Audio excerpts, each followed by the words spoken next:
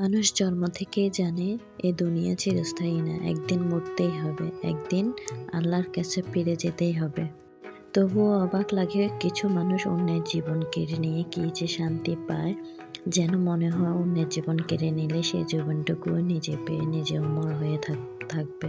তো hello everyone, আসসালামু আলাইকুম। কাছে ও দূরে দেশ ও দেশের বাইরে যে যেখান থেকে দেখতেছেন, আশা করি সবাই ভালো আছেন। আমিও ভালো আছি, আপনাদের দোয়া আলহামদুলিল্লাহ। চলে আসলাম নিউ আরেকটি ব্লগ নিয়ে। প্লিজ ভালো লাগলে লাইক কমেন্ট শেয়ার করে পাশে থাকবেন এবং আমার পুরো ভিডিওটি ওয়াচ করে যাবেন। যারা সাবস্ক্রাইব করেছেন তাদেরকে অসংখ্য ধন্যবাদ, আর যারা সাবস্ক্রাইব করেননি তাদেরকে বলবো প্লিজ আমার ভিডিওটি ভালো লাগলে সাবস্ক্রাইব করে নেবেন। মানুষ মরণশীল, এই দুনিয়াতে কেউ চিরদিন চিরজীবন বেঁচে থাকবে না। একদিন না একদিন সবাইকে মরতে হবে। সে কোথায় মরতে হবে, কীভাবে মরবো সেটা আল্লাহ একমাত্র জানে। আমরা কেউ জানি না আমাদের মৃত্যু আল্লাহ কোথায় লিখে রেখেছে। আর এটা আমাদের প্রত্যেক নামাজে আমরা পড়ি, কুল্লে নাফসিন জায়গাতিন মাউত, প্রত্যেক প্রাণী মরণশীল। তো এটা কোরআনেও আছে, আমরা সবাই মরবো একদিন, এটা আমরাও জানি, বিশ্বাস করি। তো এই ক্ষণস্থায়ী জীবনটা নিয়ে আমরা দুনিয়ার সবাই মেতে আছি। দুনিয়ার রং তামাশা এগুলো নিয়ে আমরা পড়ে আছি যে আমাদের পরের জীবনে কী হবে সেটাই আমরা। সত্য কথা বললে যদি মরতেই হয় তাহলে সত্য কথা বলেই মরাই ভালো, ইনসাফের পথে মরাই ভালো। শহীদ হওয়া, এটাকে শহীদ বলে, এটাকে তখন মরা বলে না, শহীদ হওয়া বলে। তো আমরা সবাই মানুষ, ভুল ত্রুটি নিয়েই আমাদের জীবন। ভালো মন্দ সবার জীবনে আছে, কেউ ফেরেশতা না।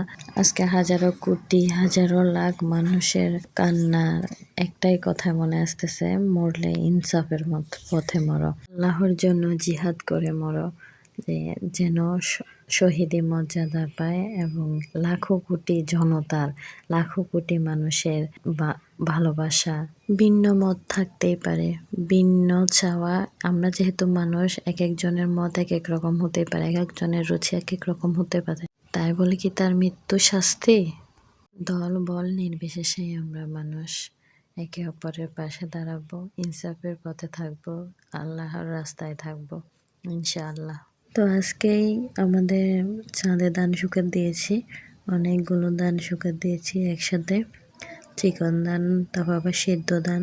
দানে আমার মেয়েগুলো অনেক খেলা করতেছে, দুষ্টামি করতেছে, ভালো লাগতেছে। আমি বসে বসে ওদের ভিডিও ক্লিপ নিচ্ছিলাম। আমাদের শৈশবটা মনে হয় এমন কেটেছিল। আমার খুব করে মনে পড়ে আমাদের যখন এরকম দান আসতো, অনেক দান আসার পরে এগুলা সব মেশিনে নেওয়া হতো। তারপরে আম্মু যখন সিদ্ধ করতো তখন আম্মু এগুলা সব দেখতো।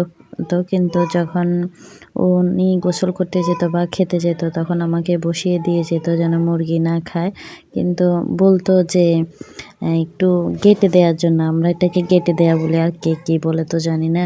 তো আমি দেখতাম বসে রয়েছে এক জায়গায়, ভুলে গেছে গেটে দিতে। আম্মু আসে বলতো, কী রে তুই এখনো গাঁটিস নি দান? তখন আমার মনে পড়তো আম্মু তো আমাকে বলছিল। এই আর কি স্মৃতি, এগুলা সবই স্মৃতি হয়ে গেল এখন।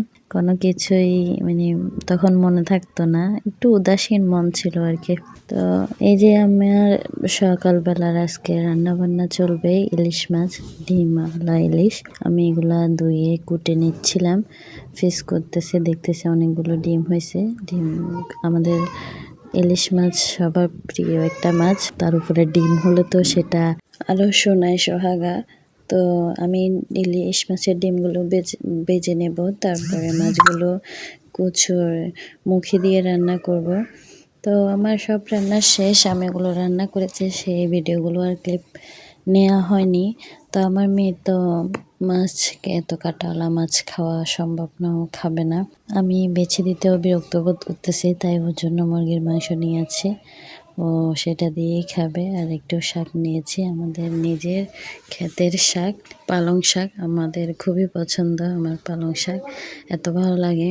তো এই বিকেলবেলা বাচ্চাদের একটু ফল কেটে দিলাম, ওরা ড্রাগন ফল খাচ্ছে। এই ড্রাগন ফলটা একটা সময় বড়লোকদের ফল ছিল, গরিবদের হাতে ছোঁয়ার বাইরে ছিল।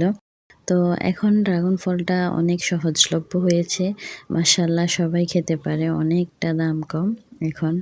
তো আমরা মাশাআল্লাহ খাচ্ছি। তো এদিকে অনেক দিন ধরে ঠান্ডা লেগে আছে, খুবই ঠান্ডায় খুবই কষ্ট করতেছি, কাশি খুব বিরক্ত হচ্ছে। তো আমি আমার জন্য একটু আদা চা বসিয়েছিলাম, আদা চা খাবো। আদা, লং, এলাচ তারপরে সব কিছু দিয়েই বানিয়ে ওগুলো খেয়েছিলাম। তো তারপরে একটু সন্ধ্যাবেলা যেহেতু বাচ্চা কাচ্চাদের এখন পড়ালেখা নেই, ওদের পড়ালেখা শেষ, বন্ধ, আমি একটু ফ্রি আছি, তো একটু বই পড়তে বসলাম। তো এখন আবার দুধ চা নিয়ে বসছি, যেটা না হলেই নয়।